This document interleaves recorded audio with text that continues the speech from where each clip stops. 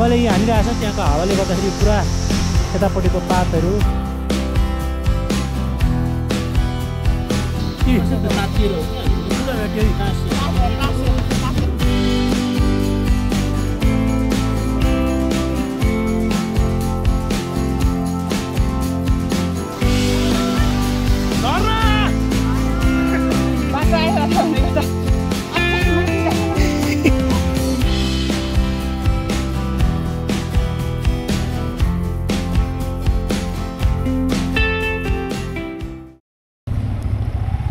आज हाम्रो लास्ट दिन रविमा अब हामी चाहिँ एकछिन यावराङ छाया भन्ने झरना छ यहाँ त्यहाँ गएर चाहिँ हामी लगभग 12:30 भएको छ 1 घन्टा जति त्यहाँ टाइम लाग्छ त्यस पछाडि हामी आज दमक जाँदैछौँ हाम्रो टोली एकजना टोली आउँदैछ पर छोडिएको छ अब हामी ओह्रालो जान्छौँ सर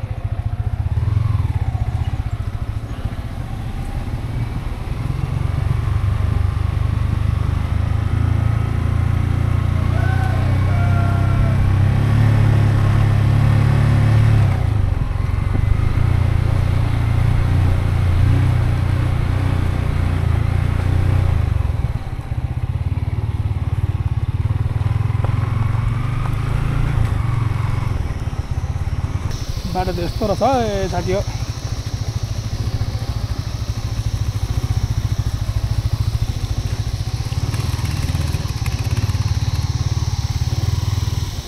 आमा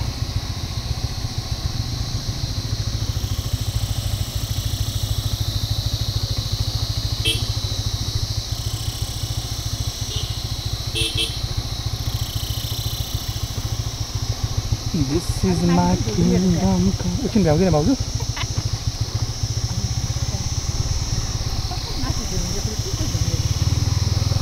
अर्को पनि बाइक आउँदैछ है एउटा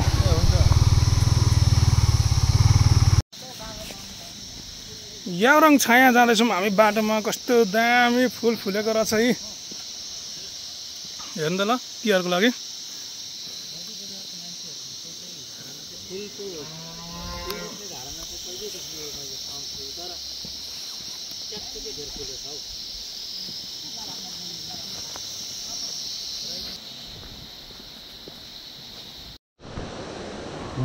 झन् नजिक हामी जाँदैछौँ एकदम ओह्रालो छ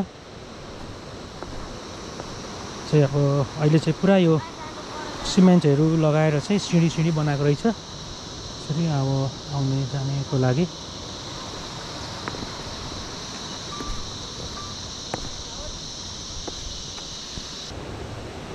चाहिँ पानी ट्याङ्की रहेछ भाइ यो चाहिँ के को लागि पानी जमाएको पानी तल फोर्सको लागि हो ए बिजुली निकाल्नुको लागि चाहिँ यहाँ पानी जमाएको रहेछ यसमा खाने पानी चाहिँ होइन सबै बिजुलीको लागि हो ट्याङ्की हो यताबाट हो र यहाँबाट चाहिँ पानी ओभरफ्लो गरेको रहेछ यहाँ बेलुका चाहिँ पानी जमाएर यहाँबाट चाहिँ खोलेर चाहिँ यो तलको भागबाट खोलेर अनि तल चाहिँ फोर्स हानिन्छ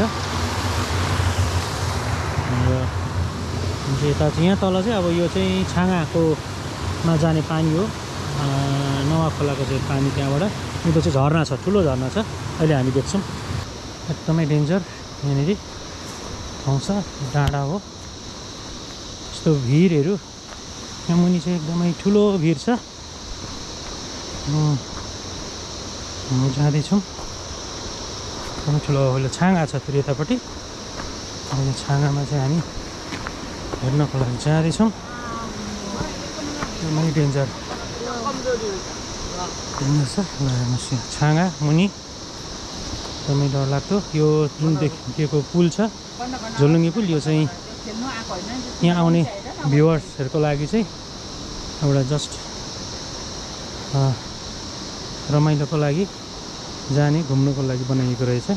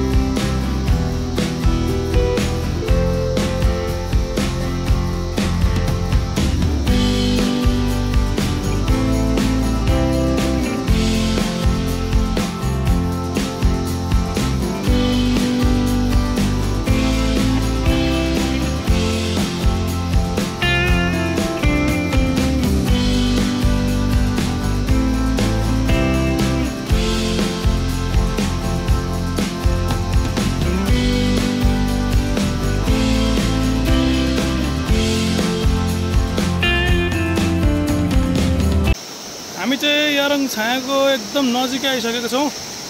अब यहाँ टक्क ढुङ्गा नागेर जानुपर्ने छ। हाम्रो ड्रोनले यहाँबाट सुट हान्दैछ हामीलाई टक्क। एकदमै रमणीय छ यो यावरङ छाँगा।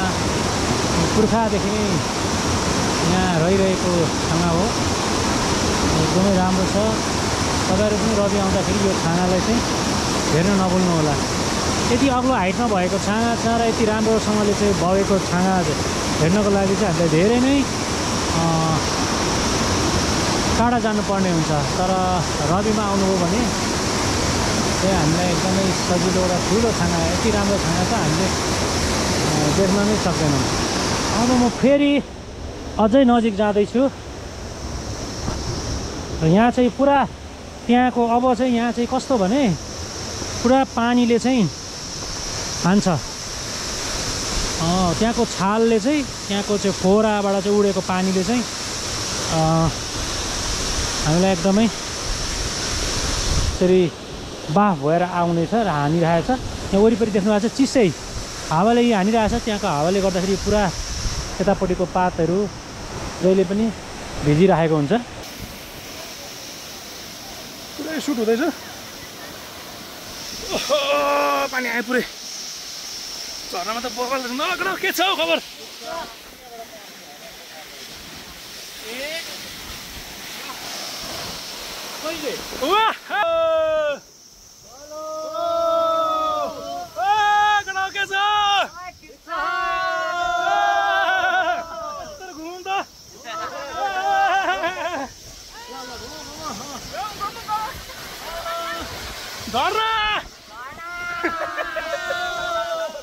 ल हामीले चाहिँ आज यावरङ छाँगा खिचेर चाहिँ अब हामी सबैजना अब घरतिर प्रस्थान गर्दैछौँ। ल नमस्ते यावरङ छाँगा। फेरि पनि आउन पाऊँ, फेरि पनि सब परिवारहरू लिएर त्यसरी नै रमाइलो गर्न पाऊँ भन्दै अब हामी चाहिँ यहाँबाट बिदा हुँदै अब आफ्नो गन्तव्यतिर लाग्दैछौँ। ल जाउँ है साथीहरू, लागौँ। ल यावरङ छाँगा यावरङ। अब यसरी चाहिँ हामी अर्को अघि आउँदा चाहिँ पारीबाट आएको हामीले त्यो पारीबाट आएको थियौँ र अब चाहिँ हामी यो वारीको बाटो फेरि फर्किँदैछौँ। यहीँबाट हुँदै हुँदै हामी चाहिँ झोलुङ्गे पुलमाथि जान्छौँ र अब आउँदा चाहिँ यताबाट आएको हामी पारीबाट र छाँगा हेरेर चाहिँ हामी फेरि अब पारीबाट झोलुङ्गे पुल हुँदै हामी फेरि घरतिर फर्किन्छौँ है। यो छाँगालाई चाहिँ यो ठाउँलाई चाहिँ पर्यटकीय क्षेत्र बनाउनुमा प्रयास गरे अति राम्रो हुन्थ्यो। अलिकति लुकेकै छ यो ठाउँ। यहाँ आउने पाहुनाहरूलाई, रविमा आउने पाहुना अथवा यहाँ डाँडाकाँडा छेउछाउमा आउने पाहुनाहरूलाई चाहिँ यो ठाउँमा ल्याउनलाई सबैजनाले पहल गरे चाहिँ यो ठाउँ चाहिँ एकदमै पर्यटकीय हुने सम्भावना मैले देखेको छु। र फेरि म आउँदाखेरि र हाम्रो परिवार आउँदाखेरि चाहिँ यो ठाउँमा आएर मात्रै हामी चाहिँ जान्छौँ भन्ने चाहिँ ठुलो एउटा मेरो चाहिँ सोच छ। अब यहाँ एकदमै उकालो छ यो बाटो। ल एकदमै ट्रेकिङको लागि पनि एकदमै उपयुक्त। यो एकदमै नाक सुने उकालो पनि छ। ल हिँड्नको लागि छोटो ठाउँ। ल हिँड्नु अन्त एउटा खुट्टा पारी लगाएर यता चलेको भए हुन्थ्यो। अनि त यो यता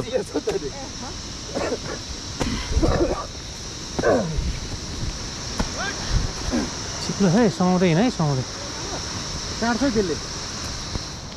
ल अनि कस्तो लाग्दैछ त? ल झरिन्छ है। 70 डिग्री जति छ यस्तो हेर्दा। 70-80 डिग्री नै छ।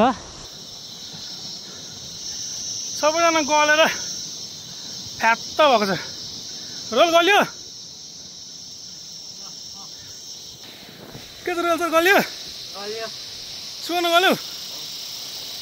त्यहाँ के छ? मान्छे छाड्नु पर्ने भयो निकालेर। आकाश ठिक छ?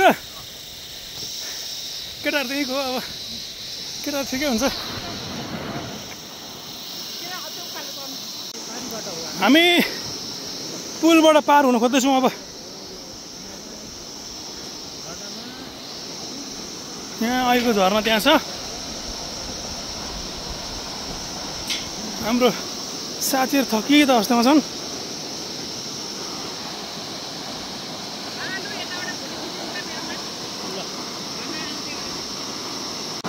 ल हामीले यहाँ नयाँ फल भेटाएको छौँ है साथी यहाँ हेर्नु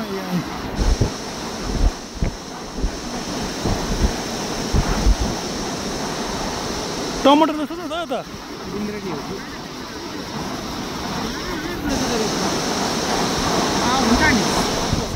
हामी अहिले कुन झर्नामा छौँ भाइ ठुलो होला यारङ छाया अँ यारङ छाङ्वा के छ खबर दादा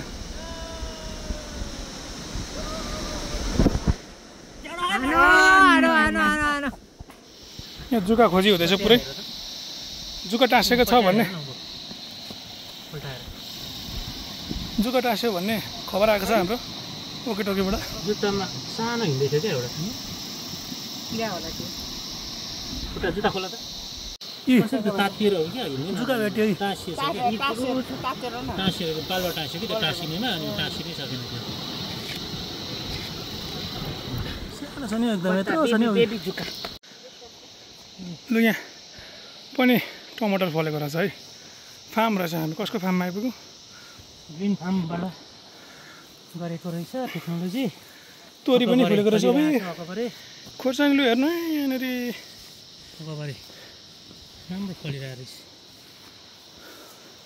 यहाँ पनि तोरी फुलेको छ ट्याक्कै तोरी नै हिँड्थ्यो तोरी हो भुइँको चाहिँ झार हो पहिलो पल्लो डाँडामा त पहिरो आएको रहेछ नि त्यहाँसम्म चाहिँ बाइक आउँथ्यो होला अनि त्यत्रो हिँड्नु पर्दो रहेछ त्यतै ठिक छ नि के छ अरे अनि यी रहेछ त हिलो डाँडा हिजो कहाँ खोज्दै गयौँ हामी आइपुग्यौँ कहाँबाट कुप्चे कुप्चे कुप्चे कुप्चे हुँदै हुँदै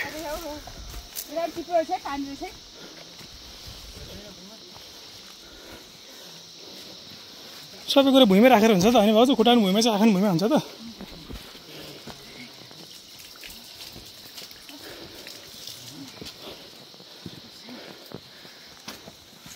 कस्तो मजाको पानी हो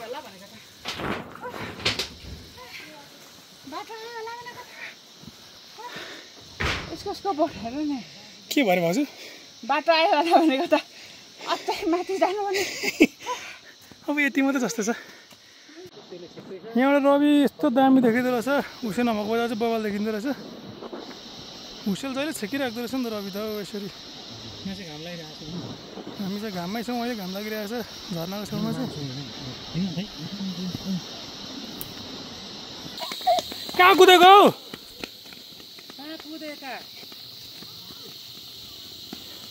लु इस्कुस हेर्नु है यहाँनिर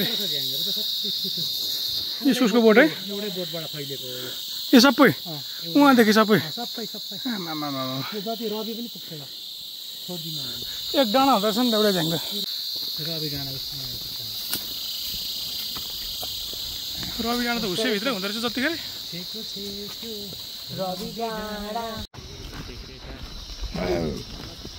आइज सुरी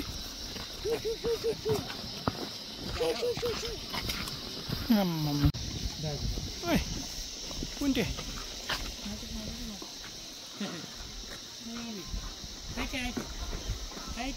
डरा छोरो कोतार छ रोल भरे फेरि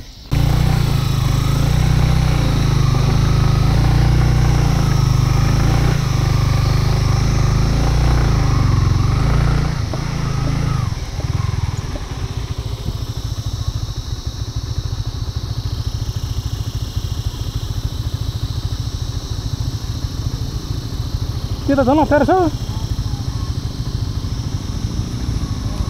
किन लगाएको छौ